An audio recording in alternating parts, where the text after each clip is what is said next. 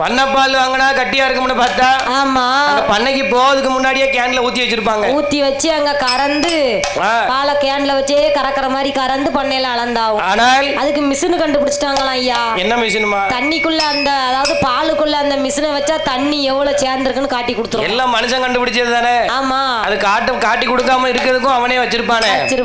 வச்சிருப்பான்ல. மனுஷனாலே நீசன். ஆமா என்ன செய்ய முடியுமோ அத்தனையும் செய்வான். ஆமா ஆனா வெளியே நல்லவன் மாதிரியே இருப்பான். மனுஷனாலே அப்படித்தானே. அப்படியே தான். ஆமா ஆனால் யாரு அந்த ராமாத்தால் பெண்கொடியால் எங்க வருகின்றார்? எங்கய்யா வருகின்றார்? மிஷினை போட்டா ஆமா பால் எவ்வளவு இருக்கு தண்ணி எவ்வளவு இருக்குன்னு காட்டி கொடுத்துரும். அதை ஏமாத்த தெரியாமலா இருக்கான். இருக்காங்க எடை போடுற மிஷின்ல எடை போட்டா துல்லியமா இருக்கும்னு சொல்லுவாங்க.